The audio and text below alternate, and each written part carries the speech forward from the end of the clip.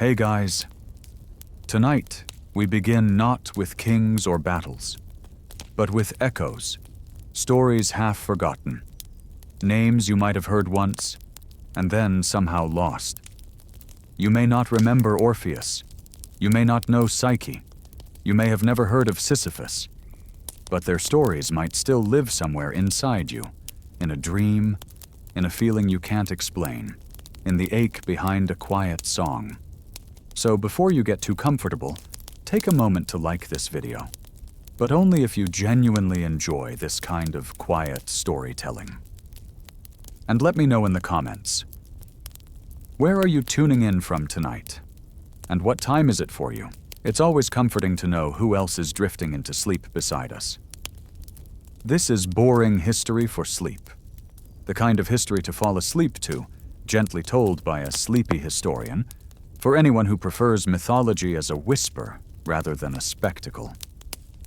Now dim the lights, and let's begin with the sound of memory. He no longer belongs to this world. At least, not truly. Not since the wind stopped carrying her voice.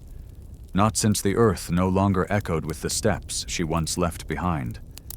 Not since her final breath slipped quietly through his fingers, like cold mist, dissolving into a void no one could see. Orpheus still walks, but not toward anything. He isn't going anywhere. He drifts. His footsteps do not follow time. They are only lost within it. He wanders like one who does not sleep, the lyre hanging loosely on his back, its strings dulled not by neglect but by refusal, for they will not sing without her. His name once silenced crowds, bowed gods, stilled wild beasts by the river's edge. Now, it is just a sound he doesn't bother to answer. Because who is he if she no longer exists? And worse, who is he if he lets her truly go? The world, to Orpheus, has hardened like the crust of a dead planet. The sunlight, once warm, tastes bitter. The summer rivers that once ran soft now flow cold as melting stone. Even the cicadas of midday sound like the cracking of something broken, something that will never heal. The wind once comforted him, as it once swept through her hair. But even the wind gave up. Nothing could compete with the emptiness she left behind. And still, he walks, into darkness, into stories, into the place where memory outlives flesh. No one follows him, no one stops him. Not even the gods, those who once sat high above, watching human pain as entertainment, dare speak his name again. Perhaps they too remember. Remember the last time a mortal dared to defy what must be. Remember a stolen flame that cost a price paid in endless blood. Prometheus was punished with fire. Orpheus, they would punish with hope. But he no longer cares. Not in the way mortals usually care. Not with reason, not with consequences. He carries no sword. He swears no vow. He carries only silence, as an offering. Some say he reached the gates of the underworld on a starless night, when even the sky turned away in shame. Others say the earth cracked like an eggshell beneath his feet, and he fell without resistance. No one remembers exactly how he entered, only that he did. And from that moment on, the silence of the underworld changed. The underworld has no gate, not truly, no bars, no chains, only a feeling, weight in the chest, ache in the eyes, as if your soul walks ahead of your feet. It does not begin, it opens, like a memory you didn't know you were remembering. There is no fire, no screaming, no demons, only stillness and echoes, echoes without form. The stifled laugh of a child taken too soon. The goodbye that was swallowed halfway. The voiceless scream of a soldier struck by an arrow mid-battle. They drift, like Orpheus, like her. He is not afraid. He has heard worse sounds than these.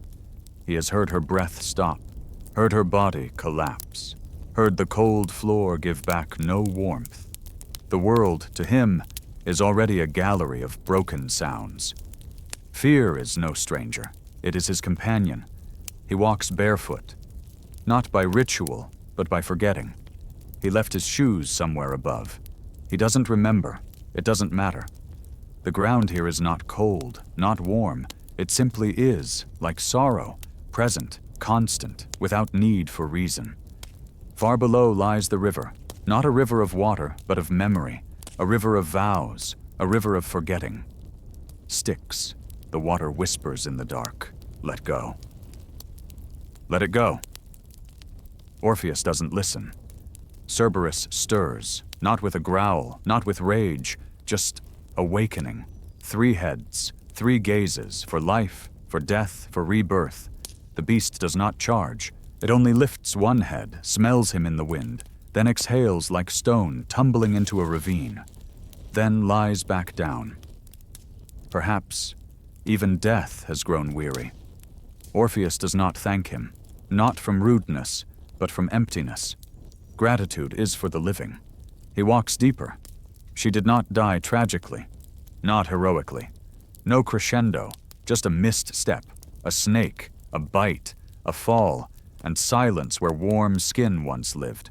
No gods came, not Hermes, not Persephone, only an old midwife choking on her sobs.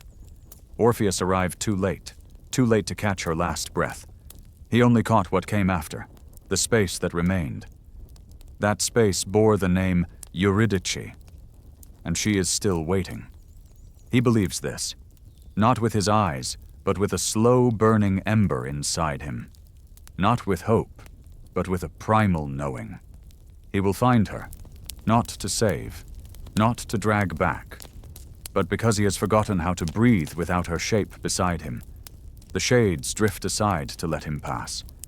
Not from fear, he holds no power, but because music follows him.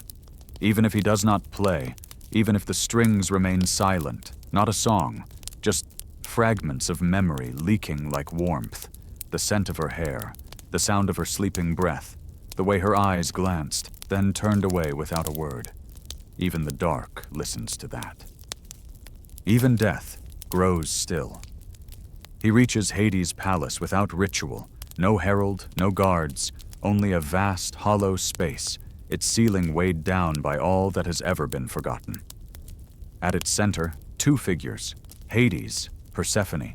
He does not kneel, does not bow, he only speaks. And it is not a plea, not a request. It is music. He does not try to sing. He meant to speak. But his throat betrays him, or saves him. The words become notes. Grief becomes harmony. Love becomes a melody, fragile as silk in the wind. No lyrics, only feeling, and the gods say nothing, not even Hades, who has heard every ending, not even Persephone, who wears a crown of the first flowers laid on graves. They do not speak. But when the music ends, Eurydice rises, behind them, like mist, not quite alive. And so, a chance, just one condition. He must not look back, not until they both stand in the light, not until both have escaped the realm of the dead. He nods. Of course. But that law is not a test of loyalty. It is a curse wearing the mask of trust. Because how do you walk forward without looking back at the one you love, following in silence? How do you not fear, not from doubt, but because love always fears? How do you keep walking when everything inside you whispers, if you turn back, she will be lost forever? No one said anything, not a word. Not a single footstep behind him. Not a breath, only silence. A silence thick, deep, and old as death itself. And he began to walk. Eurydice walked behind, or so he believed. He hoped, but he could not be sure. He was not allowed to be sure. They said she would follow him, that she would return if he didn't look back. But she was not allowed to touch him, not allowed to speak, not allowed to give any sign. He had to believe. But belief is like a lyre string pulled too tight. One small motion, and it might snap in your hands. The path had no shape. It was not straight, not winding, not lit, not directed. It was only a sensation, like walking inside your own memory. Each step came with the same question. Is she still there? Still following? Still alive? And with every step he whispered to himself, "Don't turn." Not because of the curse, but because he knew that if he turned, if he saw her eyes, those eyes that once looked at him from within the shadows, he would never again have the strength to leave her behind. The earth murmured its own stories, not in words, but in absence. There were moments Orpheus thought he could hear her footsteps, soft and weightless as ash. At times he imagined he felt her warmth, thin as mist brushing his shoulder. But at other times, he felt nothing. And in those moments, silence spoke. Not in screams, but in the lack of sound. No one dies from a wound. We die from the silence that follows. The underworld was not what he had been told. No boiling vats, no blades, no screams. Only long corridors with low ceilings and air thick like lake water. Only drifting shades, slipping between the walls like vapor, not suffering, not angry, just memories left behind. And music. Music was the only thing that could break the stillness. At first, Orpheus did not sing. He only breathed. But each breath touched the strings on his back, like wind brushing a lake's surface, light, trembling but real. The strings began to hum, not because he tried, but because they could no longer stay silent. A hazy melody, without beginning, without end, as if pain too could tremble. The shades stopped. They didn't look. They didn't cry. They just paused. As if, for the first time in centuries, they heard something that was not themselves. A few tilted their heads. Some closed their eyes. One or two knelt, not in worship, but by instinct, not bowing to Orpheus, but to a sound that once meant human. That music was unlike anything ever heard above the earth.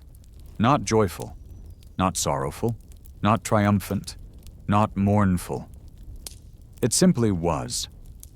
A hand brushing through a loved one's hair during a rainy night. A word held back at the edge of a grave. The moment you realize the one you love is truly gone, not with your eyes, but with the hollow where their scent used to live. Hades heard it.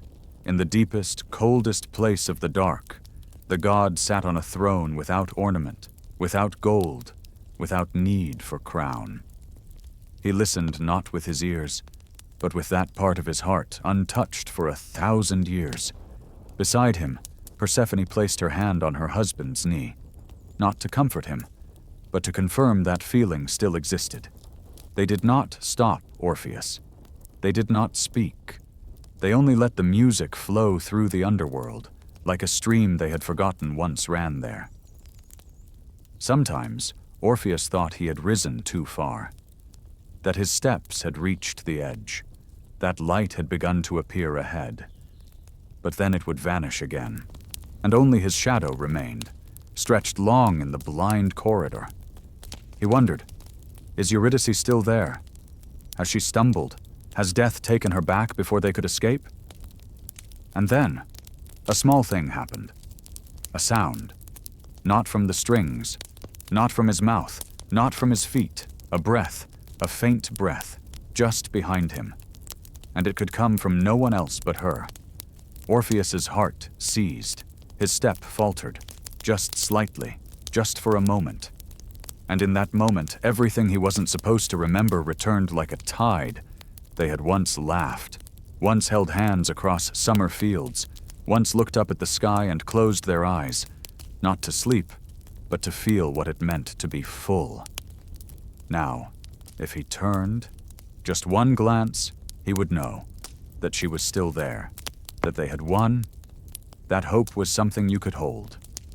But music does not ask for certainty. Music lives in the space between feeling and truth.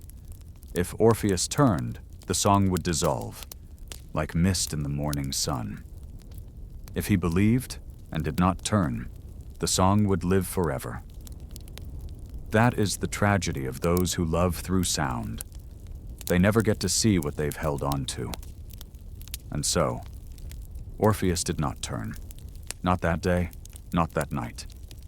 He walked, and the music followed like a second heartbeat in his chest, and the spirits silently stepped back, and the darkness parted to let him pass, and death retreated for now, because there is something stronger than the gods, a melody born from love, wordless, audienceless, needing only one listener. Memory is a strange thing. It does not repeat truth. It recreates feeling, and sometimes it is stronger than reality. When Orpheus crossed the threshold of death, with a voiceless figure trailing behind, he did not carry her out of the underworld.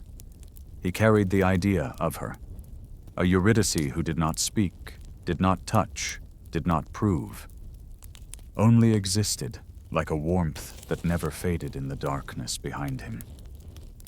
And Orpheus, who once made stones weep, was now just a shadow convincing itself it wasn't alone. What makes love real isn't the holding of hands. It's the feeling that, even without looking, you still know the other is there. And in those endless steps from deep earth back to the light, Orpheus lived inside that feeling, every breath, every echo, every imagined heartbeat behind him. But somewhere deeper than thought, deeper than instinct, doubt began to take root. If she was truly behind him, why not one misstep? Why no soft scuff of contact? Why no shadow? No whisper of fabric against the floor? Eurydice, in life, had always made small sounds. Her soft laugh when stepping on wet grass, her skirt catching on a bush, her breath when cold. But now, even her clumsiness was gone. And then, a thought leaked into his mind. Not a question, a confession. What if she never left that place? If the gods could shape an image, a form convincing enough to fool even music, then what if the presence behind him wasn't real at all? What if it was only what he needed to believe, to stop himself from falling apart? Because if he turned, and she was not there, everything would end. But if he didn't turn, and she had never followed? Then he was leading a ghost, like a madman whispering to an empty chair. For a flicker, no longer than a blink, Orpheus felt mocked, not by the gods, but by his own memory. He remembered the first time they met. Not when they spoke, but the first time he felt someone watching, not for the music, but for the silence between the notes. Eurydice did not clap, did not praise. She simply stood still, as if she were listening to the sorrow within him, not the song that carried it. And from that moment, he had known. When she left, he would not survive it.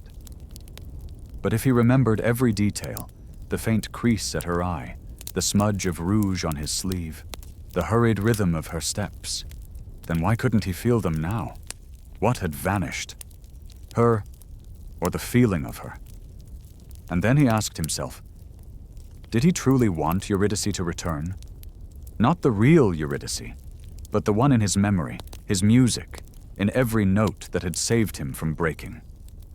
A Eurydice who knew when to be silent, a Eurydice who never aged, a Eurydice who never grew tired of him. Was he holding on to a gentler version of her instead of accepting the loss? Because there is a quiet truth. Love does not always want what is real. Sometimes it only wants what is real enough not to dissolve. Eurydice, the real one, was dead. Eurydice, the one in his heart, was not. And perhaps the figure following him now, the silence at his back, was the Eurydice of longing, not of flesh. Orpheus kept walking, but now he carried doubt, like a layer of dust that could not be shaken. Even if the strings still hummed, even if the music stayed beside him, even if the underworld no longer dared hold him, Each footstep still asked the same question. Who is behind me? And if it was only him, what would happen when he reached the surface, when light touched his eyes, when birds returned, when the wind no longer vanished into the void? Would the shadow disappear? Or had there never been anything to lose? True love isn't the act of holding on, it is knowing when to let go. But Orpheus had never learned to release. In an old dream, he saw himself holding her again. She said nothing, only rested her head against his shoulder, and he felt her hands trembling, not from fear, but from knowing it wouldn't last. He woke, the dream now stripped of images. Only the sound of strings and a cold emptiness at the nape of his neck. Now, with the surface close, with the sky flickering just beyond the horizon, with only a few steps left to bring her home, he began to fear the truth. Not the truth about Eurydice, the truth about himself. Because if he turned, and she was not there, he would live the rest of his life with broken music.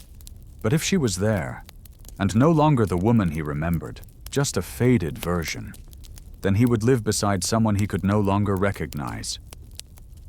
The greatest fear is not losing the one you love. It is realizing they are no longer as you remember. And so Orpheus walked on, not quickly, not with certainty, but like someone who wants to reach the end, and quietly hopes the road never ends. There are things we do not out of reason, but because we simply cannot not do them. Because endurance has its limits. Because silence, when held too long, becomes pressure. Because a question unanswered will eat away at the mind. Orpheus was not a traitor to his vow. He did not turn because he lacked patience, nor because he doubted her love. He turned because he could no longer bear not knowing. And in a world where gods write their laws in silence, the desire to see, to be certain, was itself a kind of sin. The light was only a few steps away. The air had changed, no longer thick like ash, but carrying the scent of early wind, of dampness, of the world above.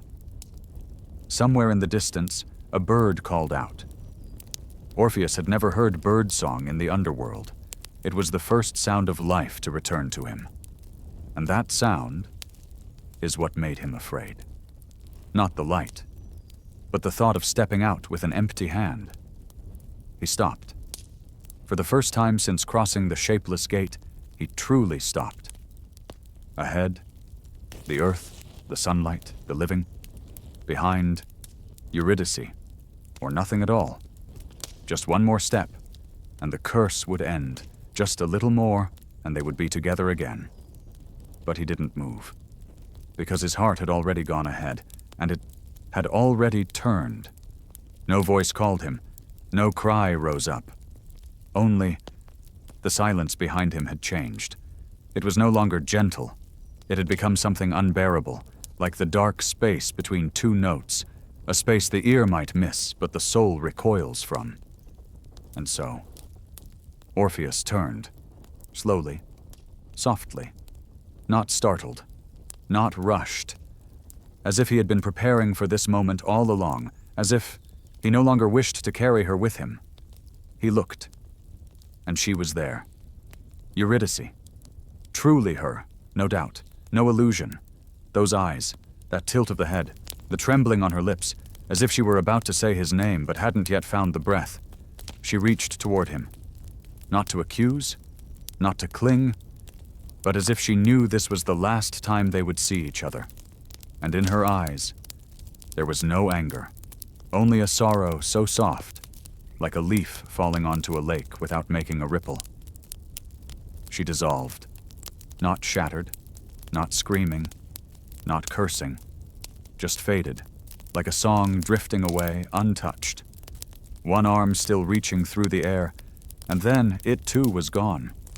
No lyre strings sounded, no farewell was spoken, only an emptiness where her final gaze had been. Orpheus did not cry, did not scream. He simply stood, one arm limp at his side, the other still holding the lyre, though there was no longer a reason to play. He did not collapse, did not strike the ground, did not curse the gods, because deep down he knew this was his choice.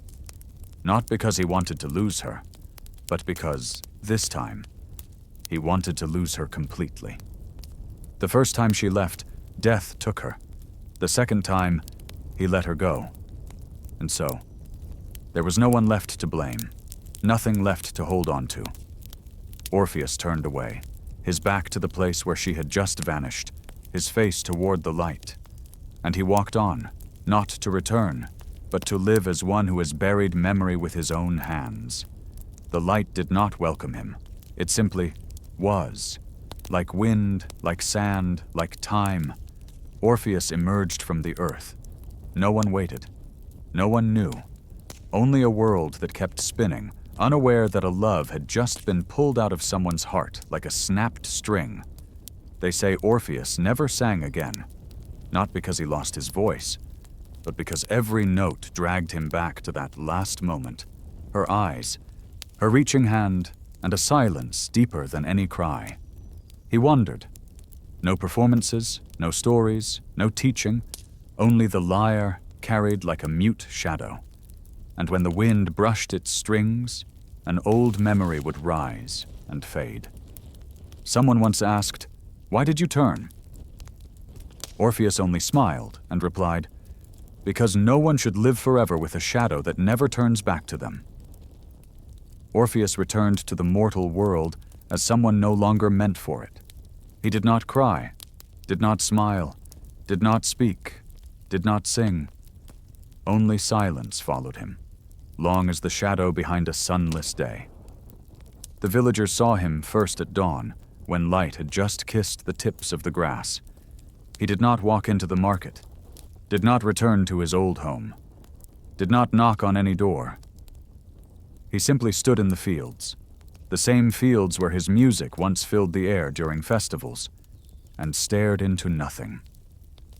People waited for a melody, waited for a song, waited for the return of the genius who had once made the gods weep. But Orpheus never touched the strings. He still wore the lyre on his back, something he could not part with, but no longer belonged to him. The days passed, the nights passed, and no one heard his music again. A brave child once asked him, seeing him sitting by the riverbank, "Aren't you going to play anymore?" Orpheus didn't answer. He only looked down at the water and saw no reflection. His face had been erased by the silence he had chosen to carry. They said he had lost his gift, that turning back had cost him not only Eurydice, but also the music itself. But the truth was different. He had lost nothing, because the music had never belonged to him. Orpheus began to doubt, not love, but the very existence of the music that once saved him. He wondered, were the songs that made flowers bloom early, rivers pause, and human hearts tremble ever truly his? Or were they only echoes of a feeling so deep we mistook it for art? Because Eurydice was gone. And with her, the music could no longer find its way back to his fingers. He tried. On a night of gentle rain, while the village slept, Orpheus picked up the lyre for the first time in weeks. His hands didn't tremble, but when they touched the strings, no sound came. Only a cold, dry echo, devoid of image. No glimpse of Eurydice behind the notes, no breath of hers between the silences. Only the sound of abandoned strings. He stopped. Not from regret, but from understanding. He had once been the instrument, not the player.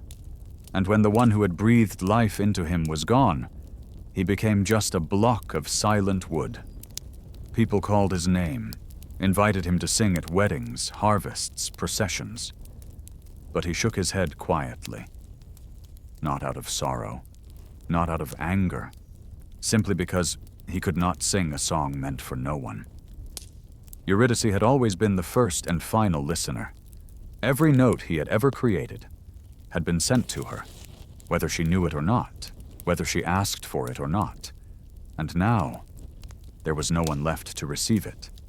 Some say Orpheus left his lyre at the base of a tree when autumn came. Others claim he took it to the river and let it drift away.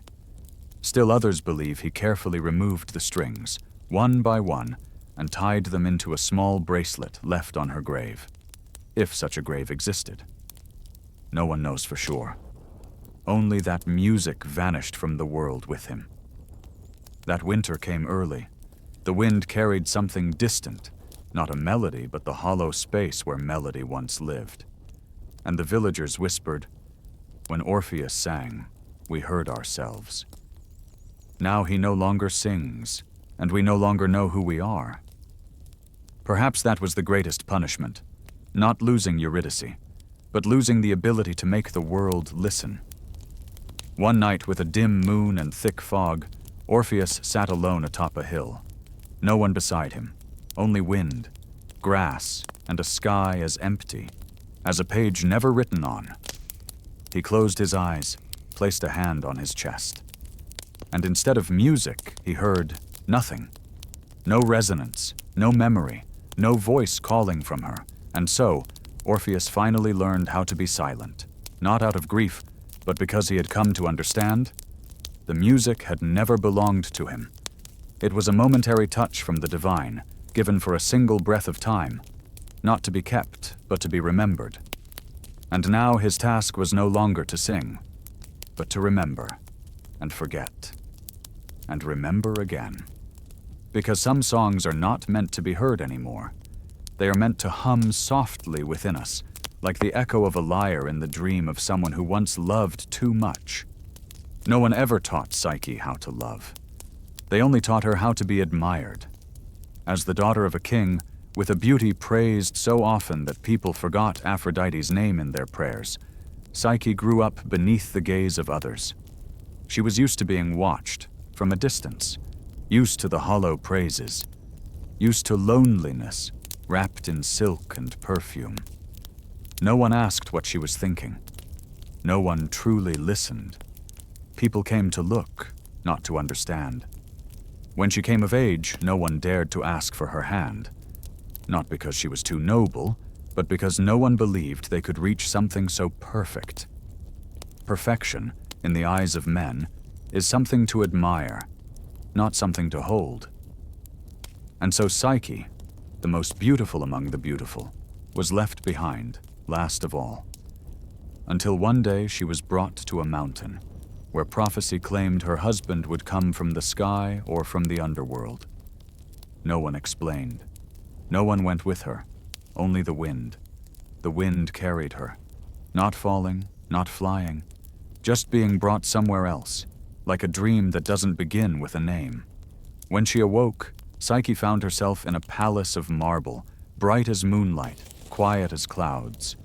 There were no people, no guards, no servants, only bodiless voices, whispering gentle instructions. Where to bathe, when the meal would be ready, which hallway led to sleep. She listened. She followed. Not afraid, not curious. Because for the first time in her life, no one was watching her with judgment. There was only presence. Wordless, as if this place existed just so she could exist. Night came. No footsteps, no opening doors, only darkness spilling in like water through an open palm. And then, an arm wrapped around her. Not rough, not rigid. Just a touch her body had never known, but her heart already recognized. He had no voice. Or maybe he did, but spoke only in breath against her ear, and in silence. A silence that made her feel heard without needing to speak. She never saw his face. Not once. No light, no candle, no moon. Only a presence that every sense in her recognized. And each morning, when she awoke alone, Psyche did not feel abandoned. She felt loved, not through vows, not through names, not through statues carved in her image in temple halls, but because someone had touched her soul without ever needing to see her face. She began to love this unseen man, not for his body, not for his voice, not for any act in particular. She loved him because his silence never made her feel alone. There were nights they didn't even touch, just lay beside one another, breaths steady, silence stretched like a wordless melody, and she felt herself soften, as if every wound from the past had never existed. Days passed. Psyche did not ask his name, did not ask where he came from, did not ask why she was there, because within the uncertainty, she found something she had never known. A gentleness without expectation. One morning, waking earlier than usual, she wondered, if he had a face, what would it look like? And at once, she felt afraid, not of the truth, but of what seeing his face might break, something quiet and sacred. Because maybe she loved him because she didn't know who he was, and that not knowing gave her a freedom untouched by the eyes of others. But somewhere inside, a small voice still whispered, if you love someone faceless, how do you know they're real? Psyche brushed it aside, then heard it again, brushed it away once more. But like a melody that repeats itself, the more she tried to forget, the deeper it carved into her. Still, she did not ask, did nothing to break what was already living, because if this love was a dream, she was willing to live in it forever. One night, he whispered to her, "Are you happy?" The first question he had ever spoken aloud. Psyche only nodded. She didn't need words, because this was the first time she had ever felt truly loved, without needing to know why, without needing to ask for anything more. Not everyone can bear silence, and even fewer can bear not knowing. Psyche had once lived in a palace without people, and she accepted that. She had once loved a man without a face, and she never needed to know his name. But others did. When Psyche asked to see her sisters again, she had no intention but to soothe her longing. But when they arrived, stepping into a palace with no guards, meals that laid themselves, voices that whispered from the air, panic flickered in their eyes. Not envy, but fear.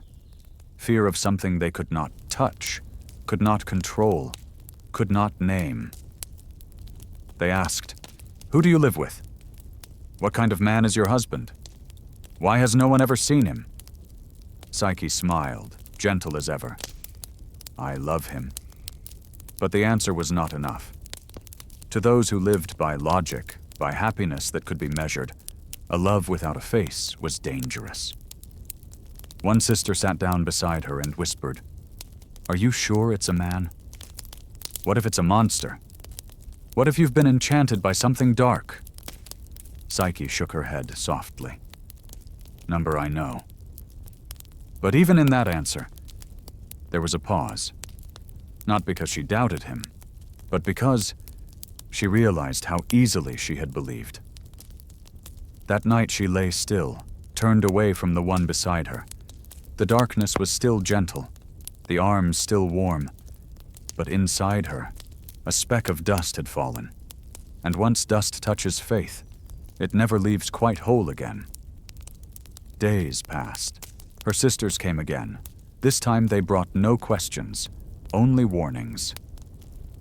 "We dreamed you were being swallowed by a giant serpent. There are prophecies of monsters who marry mortal girls and devour them night by night." Psyche sat there, hands resting lightly on her dress, saying nothing. Part of her wanted to laugh. Another part was listening. "You've never seen his face, have you? And if he truly loves you, why won't he let you look?" She had asked herself that once, but hearing it aloud from another mouth gave it weight. When they left her alone again in a palace with no shadows but her own, Psyche felt a strange kind of emptiness, not because of their words, but because she realized she was afraid. Not afraid of her husband, not afraid of the dark, afraid that she had placed her trust in the wrong place. She tried to tell herself, if he were a monster, why do I feel so much peace? If this were a lie, why have I never known a gentler gaze? But the heart is not only where we feel, it is where doubt lives too. And once doubt has been planted, it grows slowly, regardless of sun or rain. Night came. He came to her, as always. No words, just an embrace. His breath still soft, like leaves touching water. His arms still warm, as they were the first time. But Psyche couldn't sleep. She lay awake, eyes open, silently counting the heartbeat beside her, and thinking, just one glance, just to know I'm not wrong. Because her sisters weren't jealous. They loved her, and their fear, though laced with pride, was still a warning made of care. Psyche began to plan. A small oil lamp, a small knife, a moment when he was deep in sleep. Just to look, just to know, just to hold this love with both heart and eyes. She had no wish to harm. She only wanted not to be blind anymore. When her fingers wrapped around the handle of the blade, Psyche did not feel like a traitor. She felt like someone about to lose something if she didn't look now. And in the darkness that had wrapped her life, light suddenly became a promise that sometimes leads only to ruin. That night, the room was silent, just as it had always been. The man's breath beside her was steady, soft, gentle like a song she had memorized by heart. But this time, Psyche carried more than faith in her hands. She carried a small oil lamp, hidden beneath her pillow since dusk. Its flame flickered, a breath-thin light, but enough to reveal what she had never dared to see. She did not tremble, nor did she rush. One hand holding the lamp, the other resting gently on the edge of the bed, she leaned forward. And the light fell on his face, for the first time. He was sleeping, unaware, unguarded, unhiding, and his face was beautiful in a way that hurt. Not the beauty of marble or myth, but the kind that makes you want to close your eyes, afraid your gaze alone might shatter it. She held her breath. Everything she had imagined was wrong. He was not a monster, not an ordinary man, not something you could name. He was simply a presence so pure, even the light felt too rough against him. That face bore no anger, no sorrow, only peace, as if he had trusted her completely. And that very trust made her hand falter. She should have set the lamp down, blown it out, pretended she had never looked. But she couldn't, because once light is lit, it does not willingly retreat. And in one brief, trembling moment, a drop of oil slipped from the lamp, fell onto his shoulder. It didn't burn. It simply woke him. His eyes opened. No fury, no shock, only sadness. As if he had known, had been waiting, and now had to go. He said nothing, just looked at her, a girl holding light in her hands and regret in her eyes. No accusation, no blame, only a farewell that didn't need to be spoken. And then he vanished. He didn't run, didn't dissolve into ash. There was no thunder, no blood. He simply wasn't there anymore, as if he had never truly existed beneath the light. The palace grew cold. The invisible voices fell silent. The feast vanished. The warm bed turned to stone, and Psyche was alone. She sat there, lamp still burning, its tiny flame as if it too realized it was to blame. Not for destroying, but for daring to reveal what should have remained in shadow. Psyche did not cry, did not scream, did not break anything. She simply sat in the ruins of what once was love. Now, only remains. She asked herself, had she lost him, or only the feeling of being loved? The one who had lain beside her night after night, was he real? Or a shape her loneliness had created and dressed in hope? Some loves are not meant to be seen, because they were never born to survive the light. They are made of trust, uncertainty, and surrender. And when we shine a light upon them, we do not find truth. We find disappearance. She left the palace quietly, bare feet on cold stone, carrying nothing with her except the moment she saw him and lost him forever. Not from betrayal, not from deception, but because light, when too bright, erases even the most delicate things. People often say, "Don't look into the dark." But sometimes it's the urge to see too clearly that makes us blind. Psyche left the place that once was home. She did not seek the past, did not call his name, did not cast blame. She simply walked on, like someone who had just learned their first lesson in love. There are things you can only feel, or lose entirely. Psyche had lost everything. No more palace, no more invisible voices, no more gentle arms in the night. Only herself, and a name no longer spoken. She walked without destination, sought no help, did not try to reclaim what had vanished. She simply walked, as if, with each step, she hoped to wander away from memory, until she reached the temple of Aphrodite, not to beg, not to curse, just to arrive, and kneel without a word. And that silence was what touched the goddess. Not pity, but the recognition that Psyche still remembered. Aphrodite was not angry. She only looked down, like a mother seeing a child who can never return to what they were. She did not scold. She gave a command, in a voice as even as summer wind. If you wish to love a god, you must become as hollow as the stars. And so the trials began. The first task, sorting seeds, a mountain of tangled grains, millet, wheat, barley, lentils, red beans, green peas, all must be separated by sunset. Psyche looked at the jumbled pile, like a mind knotted with memory. She began, one grain at a time, not hoping for miracles, not thinking of reward, just doing, as if each sorted seed was one fragment of memory being placed and then let go. She didn't cry, didn't complain, only hands, eyes, and a mind now clouded in mist. As night fell, ants arrived, finishing what she could not. No one summoned them. They simply knew. In silence, help can be the gentlest lullaby. The second task, gather golden fleece from man-eating rams. Psyche did not rush in. She sat by the stream and waited until the sun dipped low and the rams moved from the brambles. She quietly gathered the golden strands caught on thorns, as if retrieving threads of longing that hadn't yet faded. She did not think of her husband, did not speak his name, but each motion whispered, "I am learning to live without holding you close."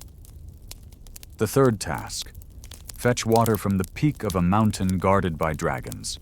She did not fight, did not climb.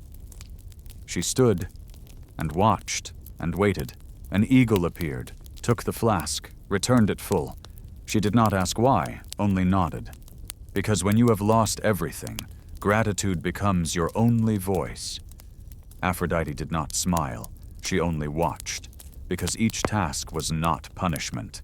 It was a ritual of disappearance. No one reminded Psyche who she was.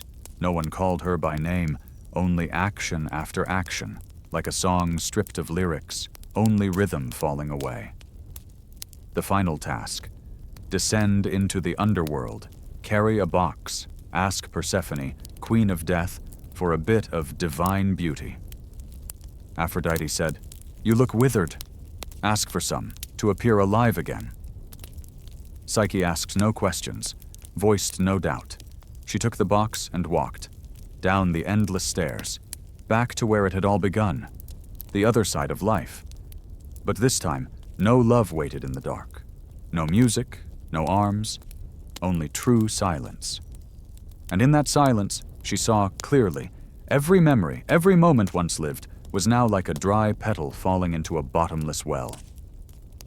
Persephone handed her the box, asked nothing, only looked, as if seeing someone, crossing death for the second time, still believing they were alive. Psyche took it, climbed back to the surface. She did not open it, did not touch it. Because maybe, she already knew. What was inside was not meant for her. The trials didn't make her stronger, didn't make her weaker. They simply wore her down. Like waves, not loud, just persistent, until stone becomes sand. And when she reached the light, box still sealed in hand, a question drifted through her. If I open it, maybe I'll remember. But would that memory still be real? Or just the shimmer of a dream already closed? Psyche returned from the underworld, the box still in her hands. She didn't know how she was still walking, didn't know why her legs no longer trembled. She only knew her heart no longer beat the same. Not shattered, not whole, just hollow. On the road back, no one welcomed her. No flowers bloomed, no voices called down from the heavens. Only a cold afternoon without wind, and a feeling that the world still turned, but not for her. Psyche stopped beneath a tree and opened the box. Not out of curiosity, not out of hope, but simply to end it. But instead of light or beauty, as Aphrodite had promised, there was only a thin mist, cold and made of sleep. A sleep so deep even memory was rocked into forgetting. She collapsed. By the roadside. No sound. Only wind drifting past like a sigh, and twilight settling pale across her hair. Perhaps that was death, or the final moment before rebirth. And then, someone came. Not loudly, not in haste. A pair of wings brushed the earth, leaving no footprints. Eros, the one who had loved her, the one who had left her, the one who once lived in shadows without name or face, now stood before her, gazing at the girl who slept a dreamless sleep. He did not call her name, did not cry out, did not weep. He only bent low and kissed her closed eyelids. A kiss not to wake her, but to say, I still remember you, even if you are no longer you, even if I am no longer me. The sleep began to fade. Psyche opened her eyes. They looked at each other. No embrace, no touch, just eyes meeting, and in that gaze was a world that no longer looked the same. Eros spoke. I'm sorry. Psyche did not reply, not out of anger, but because I'm sorry can't mend what's already unraveled. They stood there, neither stepping closer. Between them, a quiet space, not of bitterness, but of time. The nights Psyche had endured alone. The moments Eros had regretted but not dared return. Zeus, moved by their story, granted Psyche immortality. Not as a reward, but so they might have time to learn how to love each other again. They married. A quiet ceremony atop Olympus. No one cried, no one laughed, because both of them knew this was not an ending, it was a different beginning. No more secret nights, no more voices in the dark, no more embraces without sight. Only two people who had once loved each other. And now, were learning to love again, with all the scars. Psyche never asked why Eros left her. Eros never asked why she lit the lamp. They knew some things are not meant to be forgiven, only understood. Love did not return the same, but it was still there, quieter, with fewer miracles, and truer. Sometimes at night, Eros would glance to his side and see Psyche sleeping. No longer the naive girl in a palace of no one, no longer the dreamer wandering through memory. but someone who had died once and chose to live on. And Psyche, too. She no longer dreamed of voices in the dark, no longer clung to the feeling of before. She held the hand beside her, even if it no longer belonged to the man she first fell in love with. Sometimes love returns, not to continue, but to begin again. They were no longer blind, no longer wrapped in romantic fog, but they had something they never had the first time. Acceptance. And perhaps acceptance is the deepest form of love. Sisyphus woke up to a morning that had no morning. No bird song, no sunrise, no memory of the night before, only the stone.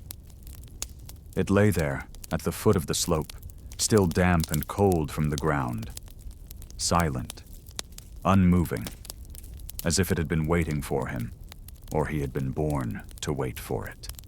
Sisyphus didn't remember why he was here, didn't remember what crime had brought him to this barren mountaintop. He only remembered that he had once been free. He couldn't say when, or where, or with whom, just that something in his chest still echoed with the heartbeat of a will that once existed. He looked up the hill. It was no steeper than yesterday, no easier either. But still, he placed his hands on the stone and pushed. The stone was heavy, not because of its weight, but because it had nowhere to go. Each step was a repeated note. Each scrape of stone was an echo no one heard. No one witnessed it. No one waited at the top. But Sisyphus climbed anyway, because he didn't know what else to do. Once, he tried stopping. Just sat there, looking at the stone, didn't push. The wind blew cold. The sky didn't change. No one called him up. No new punishment arrived. Only emptiness. And he understood. The true punishment was not having to climb. It was that if he didn't climb, nothing would change. So he stood up, placed his hands into the familiar hollow of the stone, tensed his back, planted his feet, and pushed. He no longer counted the times, didn't know how many years had passed. He only knew that sometimes, in the middle of the pushing, it felt light. Not because the stone grew lighter, but because, for a moment, he forgot it was heavy. And in those rare moments, he felt almost like a person. He began to imagine. On the other side of the mountain, maybe there was a road, a forest, a river. Maybe someday the stone would stay at the top, and he would get to cross to the other side. But every time the stone neared the peak, a slight misstep, and it rolled back down. No regret, no resistance. It simply rolled, as if that was what it had always been meant to do. Sisyphus didn't cry, didn't scream. He just watched it go, then turned and walked down again. Not to begin again, but because he had no other choice. At times, he thought, maybe this punishment wasn't meant to make him pay. Maybe it was meant to make him forget. Each push of the stone was a step further from the man he once was. Each failure turned memory into dust on a nameless mountaintop. And strangely, the more he forgot, the better he fit the role. The role of the condemned, the stone pusher, the man who no longer needed to know why. But on nights without time, when the wind stood still and the sky had no color, Sisyphus would sometimes sit down, hand pressed to the ground, and a hazy image would surface. A bronze cup, a woman's laughter, a child calling his name, a name he no longer remembered. He didn't try to hold on to the image, just watched it fade like mist, then stood again and pushed the stone once more. He stopped calling it a stone. He began calling it the thing that keeps me busy from remembering. And within that loop, a strange kind of peace emerged. When you no longer remember why you began, and no longer hope for an end, you begin to resemble the gods. No feelings, no purpose, no pain, just being, doing what must be day after day, in a world that needs no reason. And so, Sisyphus pushed the stone uphill. Not knowing why, not asking why, only knowing. Tomorrow he would do it again. And the day after that. The stone was still as heavy as ever. But now Sisyphus no longer noticed. Not because he had grown stronger, not because the stone had grown lighter, but because some things, when repeated long enough, no longer ask to be felt. There was no sunrise. He woke, not from a call, not from desire, just because his body had grown used to beginning. The first step was no different from the last. Sweat started at his shoulders, then down his back. Calloused hands gripped the cold, jagged surface, each slow scrape between skin and stone, a steady breath, a breeze slipping through the ridge, all of it forming a wordless rhythm. He no longer counted, no longer measured. Each climb was no longer effort, but cycle, like a heartbeat, like ocean waves, like the ringing of a bell in an ancient temple, not made to be heard, but to mark that time is still passing. The stone, too. It didn't know where it was going. It had no goal. But each time Sisyphus placed his hands on it, it moved. And when it fell, he felt no regret, no anger. He simply watched it roll and walked down. Sometimes he felt like a musician playing a single note, again and again, unchanged. But in that monotony, there was something steady.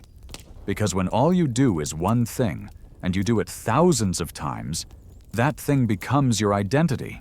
Sisyphus no longer remembered being a king, deceiving gods, having a wife, a child.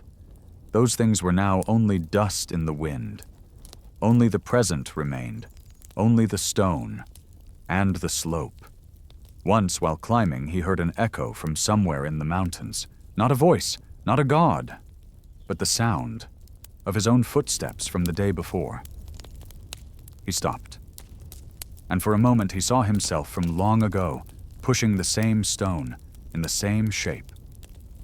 Then the image dissolved like morning mist. He smiled. Not in sorrow, not in joy, just realizing he had become part of the mountain itself. The wind passed his ears. No leaves rustled. There were no trees. But Sisyphus could hear the steady rhythm in his own breath. And within that, no resentment, no faith, no hope, only habit. A kind of meditation of the muscles. Not to reach enlightenment, but to keep the darkness from overflowing the mind. One day, the sky changed color. Not drastically, just slightly. The light was dimmer. The air, drier. Sisyphus looked up. The stone was the same, the slope, unchanged. Only he quietly realized he no longer needed questions. No more why, no more until when, only right now I am pushing the stone. And that is enough. Many years later, or perhaps just hours, he began to hear the wind as song. Not because the wind had changed, but because he had lived long enough to hear the rhythm inside repetition. When an action no longer needs a reason, and no longer leads to something new, it becomes a ritual. And ritual, strangely, can comfort a man more than any truth. Sisyphus no longer needed to remember who he was. He only needed to remember he could still climb. And in each drop of sweat falling to the hot earth, in each step grinding into the dust, in each repeated roll of the stone, there was a music no one composed, no one played, no one heard, but it still echoed, endlessly. The stone had rolled down again, not fast, not slow, it just rolled like it always did. Sisyphus stood watching, not disappointed, not regretful, just waiting. A light breeze, not from the base of the mountain, but from behind. Strange. In this place, wind only ever came from the valley. Nothing had ever arrived from behind. He turned and saw a young man. No regal cloak, no thunder, no radiance, just a face untouched by exhaustion and eyes still full of questions. The boy looked at him, then at the stone below. Why do you do this? A simple question, but here it echoed like thunder in a desert. Sisyphus smiled. He said nothing, just looked at the boy. The boy sat down, unhurried, unafraid. I've never been here, he said. Only heard the old gods speak of you. Said you were punished for cheating death. Sisyphus nodded, but didn't confirm. But, the boy continued, that was a long time ago, wasn't it? Surely you're not still being punished?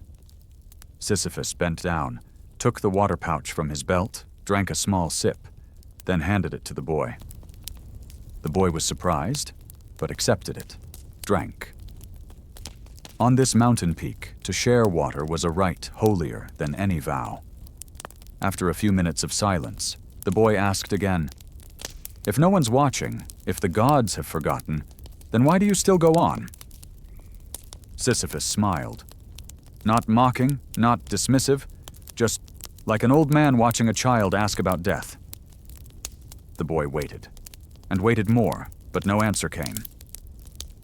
You don't want to say? He asked. Sisyphus shook his head. Not to refuse, but as if to say, there are no words that still make sense. You don't remember why you're here? Sisyphus shrugged. Aren't you tired? He reached behind his neck, cracked a stiff joint, a faint pop. He nodded. Tired. Then why? The third time the question came. Sisyphus stepped to the edge of the slope, pointed at the stone resting below, then looked back at the boy. Silent. And for the first time, the boy saw the stone with his own eyes, saw the worn calluses, the grooves carved by human hands. Saw a life cycle without birth, without death, only rhythm. The boy turned. Have you ever wanted to stop? Sisyphus sat down, plucked a dry blade of grass from between the rocks, twirled it in his fingers. I have, he said, soft as wind. Then why don't you? Sisyphus looked up. Because if I stop, I'll start thinking. And in thinking there would be regret, there would be anger, there would be remembering. But pushing, he said, there's only the present. The boy fell silent. For the first time in his life, he saw a kind of peace not found in answers, but in no longer needing them. They sat there, the young one gazing down at the stone, the old one gazing up at the sky. The wind passed through, carrying no message, taking nothing away, just bearing witness. When the boy stood to leave, Sisyphus said, Don't come back. Not a warning, not a dismissal, just the advice of someone who's walked far enough in one direction to know it leads nowhere. The boy nodded, then walked down, vanishing slowly into the mist. Sisyphus turned back, looked at the stone. Again, then stepped down the slope. Again, with no reason, with no audience, because now even the gods must learn how to stay silent. The stone sat midway up the slope. Not too heavy today, not too hard, just like always. Sisyphus braced his back, feet pressed into the dry incline, sweat tracing a line down his neck. A light wind, an unchanging sky, everything programmed, it seemed. But today, in the rhythm of his steady pushing, a strange thought slipped into his mind. What if I just let go? He had never thought that before. Not really. Through all the years, all the loops, his only thought had always been, how do I reach the top without losing the stone? Never once asking, is there anything else beyond the top? Sisyphus paused, his hand still pressed against the rough surface of the stone, feet locked in place, but his whole body stilled. Only the thought moved. If I let go, the stone would roll back down. Of course, but what about me? Would I just watch? Then what? Walk down? Walk away? He turned his head and looked behind him. The backside of the mountain stretched into the unnamed, fogged over like an ancient blanket. No maps, no signs, only the unknown. And that, frightened him, not because that place was dangerous, but because he no longer remembered what to do when he wasn't pushing. His hands tightened slightly. The calloused tips reminded him. Every ridge, every scar was muscle memory, not of a journey, but of repetition itself. If I let go, would his legs still remember how to walk, when for thousands of days they had only learned to move in order to push, never to leave? Would his eyes still know how to see anything else besides the shape of a stone and the slope of earth? Would his back still stand upright without something to strain against? Sisyphus sat down by the slope. It had been so long since he sat, not from exhaustion. Not breathless, not in pain, just sitting. And he looked at his hands. They weren't trembling, not cold, just empty. Do hands, when they hold nothing, lose their meaning? He looked up at the sky. Gray, not sad, not joyful. And for the first time, he saw the sky wasn't against him. It was just there, like he was. A breeze lifted the dust, rolling it gently across his skin. It felt real, alive. He stood, took a single step away from the stone. Not far, just one step. And he waited for something to happen. A clap of thunder, a punishment, a voice from the gods, but nothing. Only wind and the stone. Still, not sliding, not threatening. Just quiet, like an old beast too tired to hunt. Sisyphus took another step. His heart beat slower, not from fatigue, from unfamiliarity. His body, after so many years of climbing, was now confused by something so simple. To walk without purpose, no pushing, no straining, no ascent, just movement. And when he turned back to look, the stone was still there, not rolling, not calling, not pleading. He smiled faintly. Not in triumph, not in freedom, just in surprise. Could it be the stone had never bound him, that he had chosen to hold it, not from duty, not from punishment, but because after enough time, we become more comfortable with what hurts us than with facing the unknown? He turned forward, took a few more steps. His back stood straighter. The wind brushed his cheek like the hand of an old friend. But then, in a single moment, he stopped. Not from fear, not from regret, only because his feet no longer knew what came next. Go where? To whom? For what? And so he returned. Not rushed, not resigned, just going back to what he understood.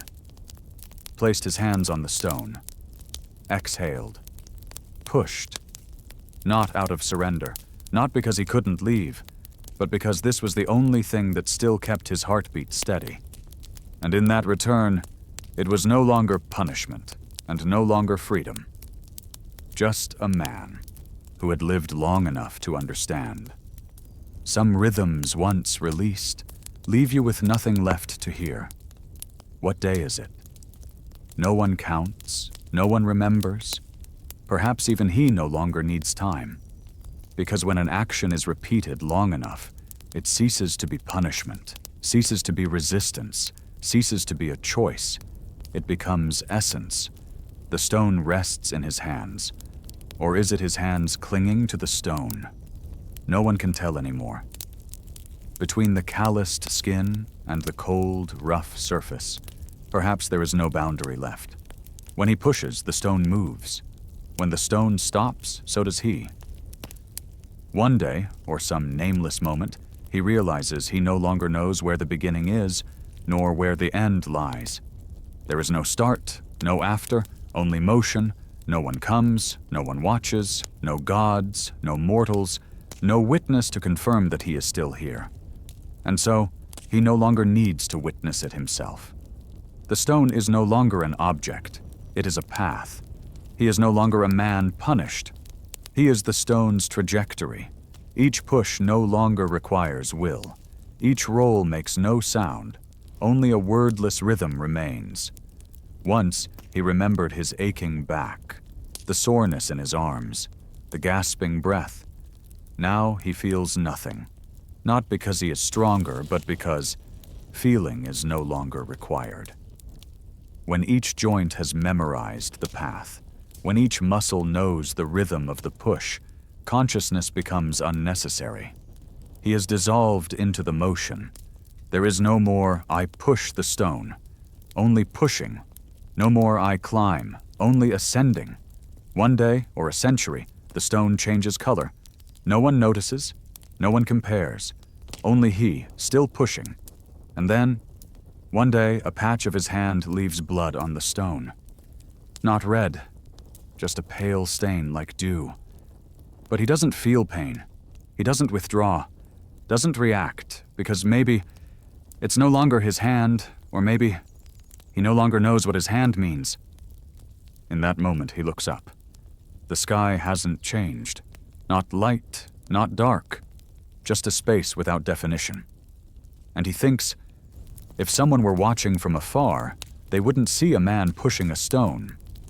They would see a single mass in motion, bound together, gliding slowly toward the summit, like a beetle pulling its shell, like a slope carrying its own weight, no longer distinguishable as subject or object.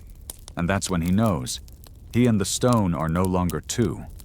No one calls his name anymore. No one says Sisyphus. No records, no myths remain, only motion in silence, and that is purity, needing no purpose, no reason, no reward. Once, in a dream, if it can still be called a dream, he saw himself as the stone, heavy, still, waiting to be moved. And at the same time, he was the one pushing. Tired, silent, not knowing why. Both were real. Both were wordless. Then, waking, if that still exists, he found himself again on the slope, the stone beside him. No one said begin, no one commanded, but he placed his hands once more and pushed. Why? Not for punishment, not to triumph, not to prove anything, but because that is who he is. He is the stone. The stone is him. Motion is essence. Essence is time. Time is repetition. And when there's nothing left to tell, when the myth has faded, when no one reads the name anymore.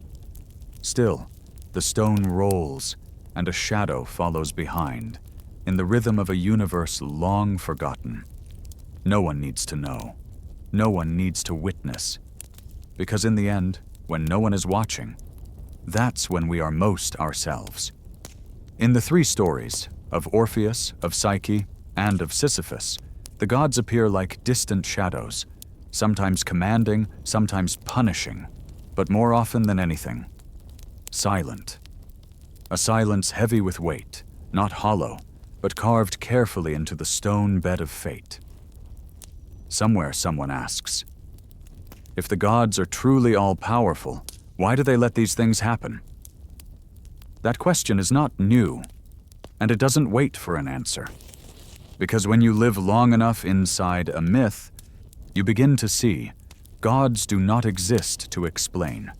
Orpheus sings in the underworld. No one stops him. No judging voice descends from above.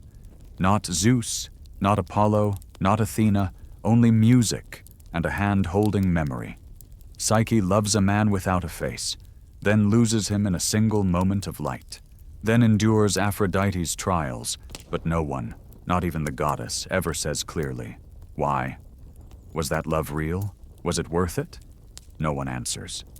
Sisyphus pushes the stone. No one counts, no one scores. And the gods?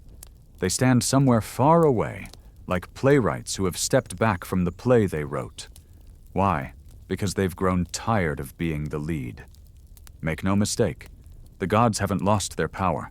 They could stop Orpheus's song with a snap of their fingers. They could return Eros to Psyche in a dream. They could lift the stone from Sisyphus's back with a glance. But they don't, because they are no longer curious. Have you ever told the same story 100 times? By the 100th, you stop asking, what will happen?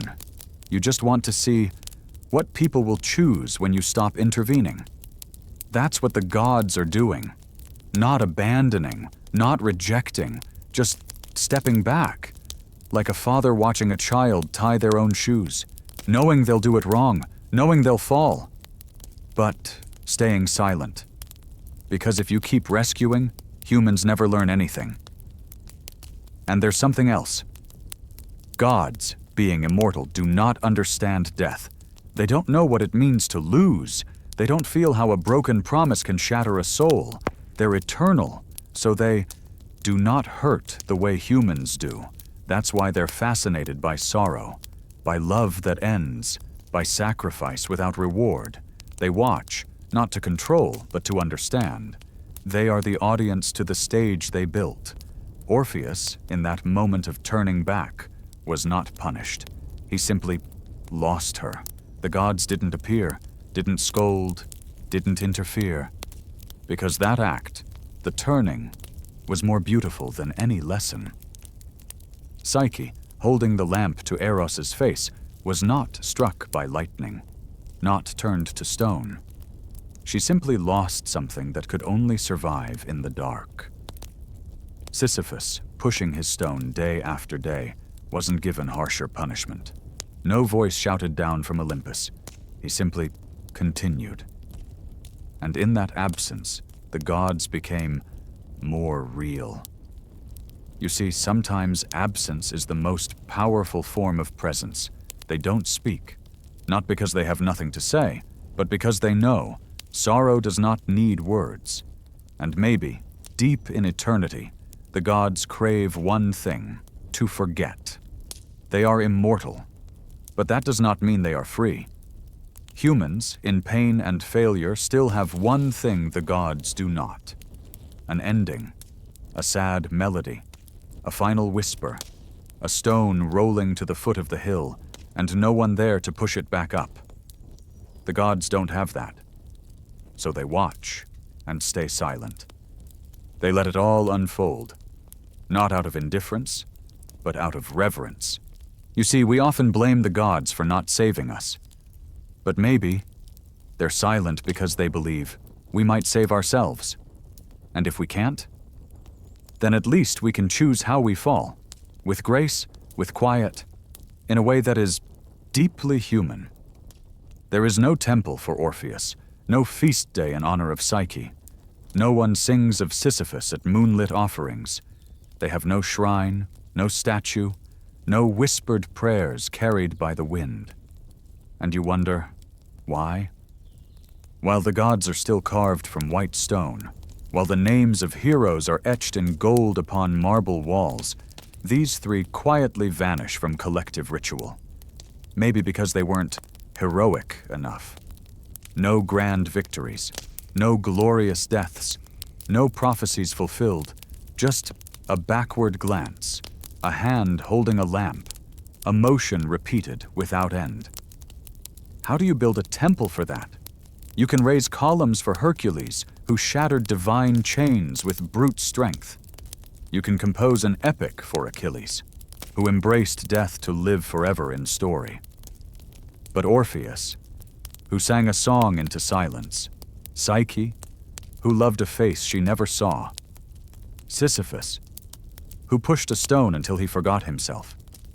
These actions, not worthy of being carved into stone, not because they're small, but because they are too human.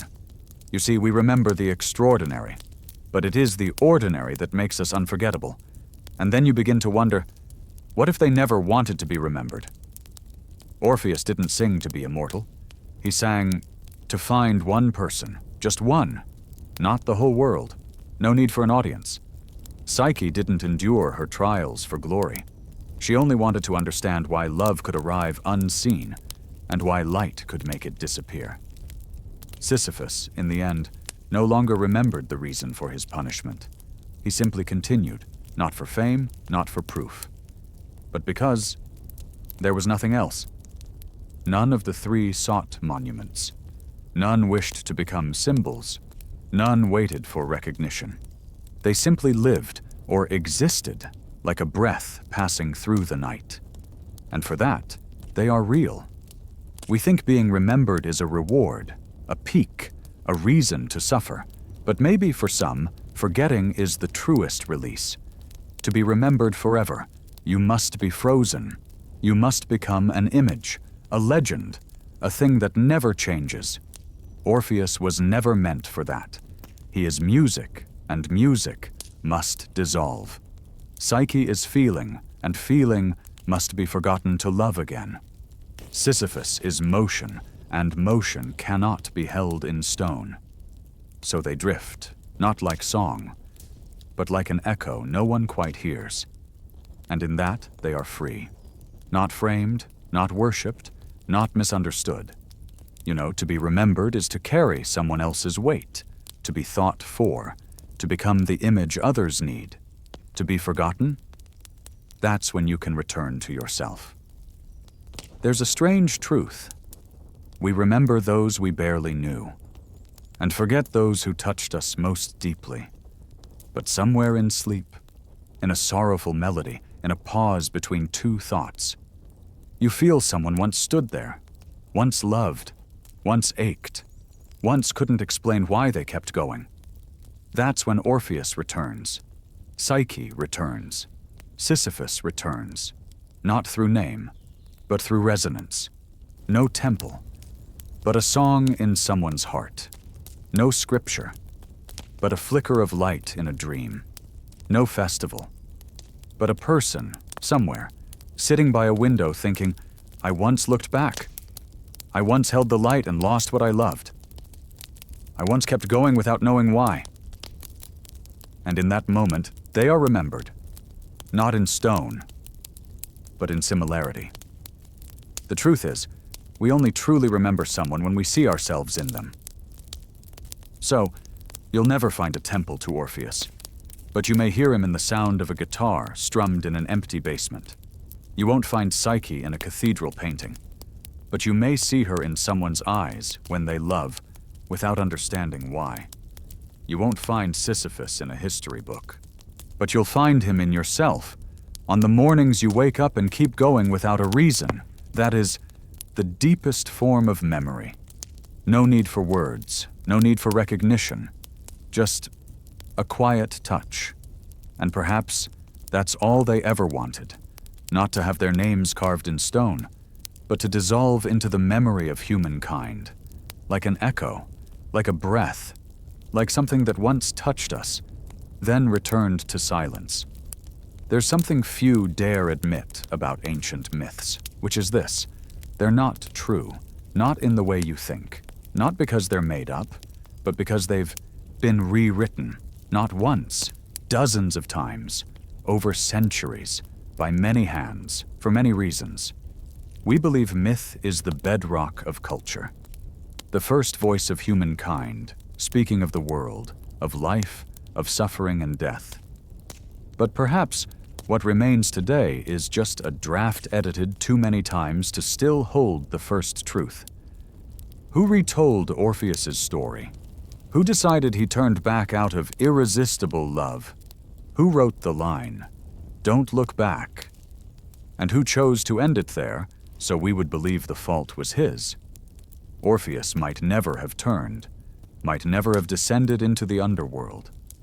He may have just been a man who sang in the night, lost his wife to illness, and never stopped dreaming of her return. And because we couldn't bear that kind of meaninglessness, we embroidered a gate to the underworld. We crafted a magical lyre, we added a chance, and finally, a mistake. Because we need mistakes. Mistakes make the pain at the end reasonable, easier than accepting. She was gone, no one was to blame, and there was nothing you could have done. And Psyche? A girl in love with someone she couldn't see. If her story had been written as she truly felt it, there would be no trials. Just quiet joy, then doubt, then light, then loss. But storytellers couldn't live with that. They added 3 challenges: a cold goddess, a reunion as reward. Why? To patch the hollow truth that sometimes you only love once in your life, and you never love the same way again. And Sisyphus, the stone pusher? They say he was punished for defying the gods, for being too clever, too insolent. But maybe he did nothing wrong. Maybe he's just the image of a person trapped in an unnamed loop. An image too close to truth.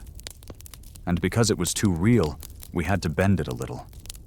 We can't handle stories without climax. We can't handle tragedies with no one to blame. We can't handle a character who's never saved, never forgiven, never exalted. So we rewrite. We, the storytellers, do what people always do when facing pain. We change the ending, not to lie, but to survive. But what does that cost us? It costs us the knowing of which version was ever true. Have you ever wondered? If you were handed the original versions of these stories, unedited, would you dare read them? Would you dare face the version where Orpheus never entered the underworld? Psyche was never forgiven? Sisyphus never knew he was being punished? Those stories, if they ever existed, have no ending, no lesson, no comfort. We don't retell them not because they're not good, but because they're not gentle. So over the generations, we change a line, add a new character, trim a tangled detail, and slowly, the old story is no longer whole. But perhaps, in that very change, we made it more human. Not accurate, but true to the feeling we needed. Maybe myths weren't written to preserve truth, but to preserve sorrow, and sorrow doesn't need precision. It only needs someone to listen, to understand, and to nod quietly. So if you ask, is there a correct version? The answer is, we don't know. And maybe, we don't need to. Some myths are born to never conclude.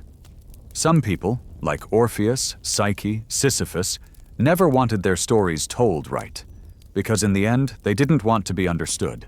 They wanted to be touched, like a song without lyrics, a hand not held for long, a story with no need for an ending. You don't see them. No statue of Orpheus stands on the street. No school is named after Psyche. No song for Sisyphus plays on the radio. But they are still here. Not in books, but in moments. Not in stories, but in feelings you can't quite name.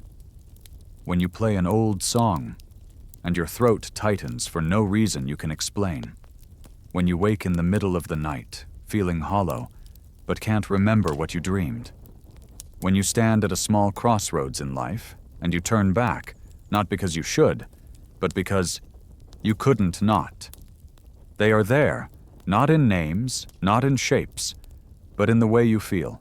You don't need to know who Orpheus is to understand what it means to want to pull someone back from death. Whether it's a physical death, or just the death of being forgotten.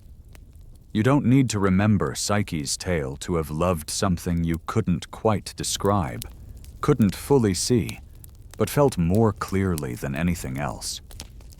You don't need to push a stone to know what it is to keep going every day with something heavy no one else sees. They are no longer characters. They are the emotional architecture inside us. Maybe that's why they don't need to be named. They live through us. In the musician who writes a sad melody with no known origin. In the woman who touches a mirror, remembering someone she never met. In the child who keeps trying, keeps learning, even though no one notices. You see, Orpheus, every time you walk into a cold, silent room, carrying the hope that something lost might be waiting. And when you don't find it, you still sing, not to bring it back, but to accept its absence. You see Psyche, every time you love something uncertain, a feeling, a belief, a person without form. And when the light comes, when truth reveals itself, you hurt, but you don't blame. Because some part of you always knew that every light has its price.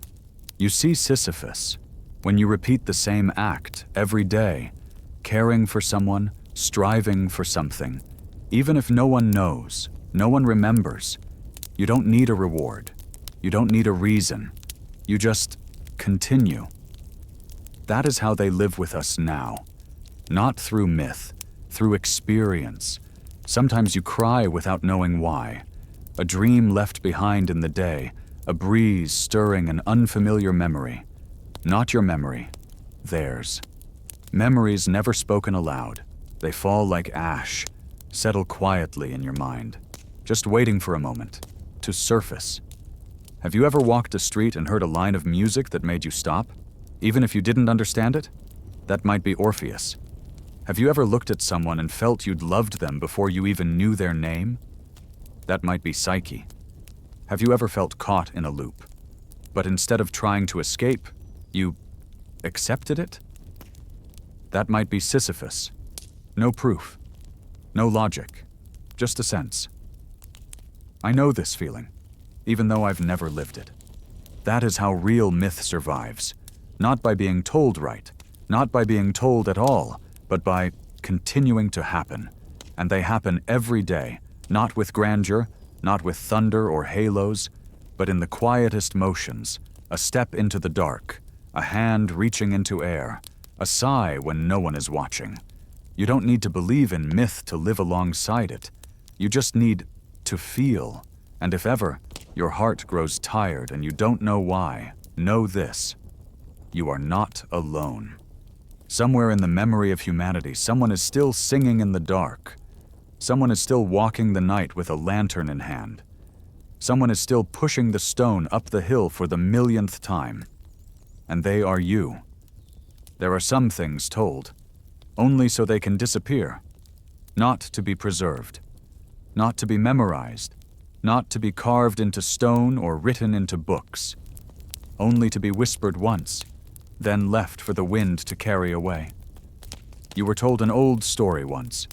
Maybe when you were young, maybe just recently. You heard a familiar name, a faint echo. Orpheus, Psyche, Sisyphus. And then, you forgot. And maybe that's how they were meant to live, by being forgotten. Not every story is told to be remembered. Some stories are only told to hold someone a little longer. Maybe you were once Orpheus, trying to save someone from a place you couldn't reach, and learning to live with the echo of what you couldn't hold. Maybe you were Psyche, once in love with something only felt, and lost it the moment you tried to see it clearly. Maybe you were Sisyphus, continuing every day, not out of hope, but because your legs no longer remembered how to be still. You don't remember those 3 names, but you've lived like them before. And maybe that's how myths come back to life. Not through ritual, but through unnamed sorrow. You cry at a sad melody, not knowing why. You feel a stranger is familiar, though you've never met. You carry a stone in your chest and you push, not for a reason, not for meaning, only because you feel it. Maybe you weren't born to remember those stories, but they were born to find you, not through loud calls, not in brilliant light, but in quiet traces. A sleepless night, a door you didn't open, a memory you're not sure is yours. You wonder, have I heard this story before? Did I dream of her once? Was I the one standing there watching someone walk away? There is no answer, only the sense that you know, even if you don't remember why. The greatest myths don't need to be learned. They just need to live in the blood. Like an ancient rhythm, a song without words, a glance without a name. Orpheus never sang for you, but his music still echoes when you witness something slipping away. Psyche isn't you, but you know what it's like to stand before a mystery, to love it and to lose it, just for trying to understand.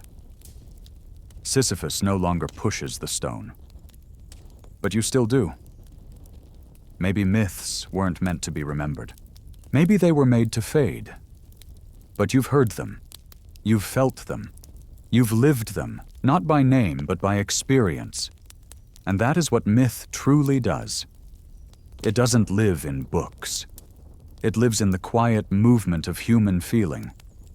You don't remember the story, but the story remembers you. Maybe that's the final reason. Not to be retold, not to be believed, not to be worshipped, but simply on a night like this, to brush against someone who is still awake. You.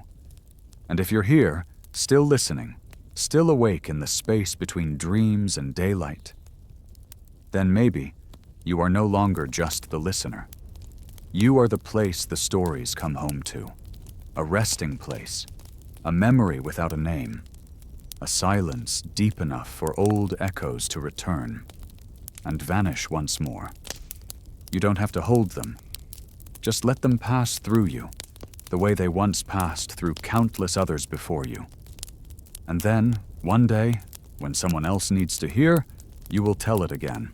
Not every detail, not every name, just the feeling that someone once sang in the dark, that someone once loved in blindness, that someone once climbed without knowing why, and you understood them, because you've been that too.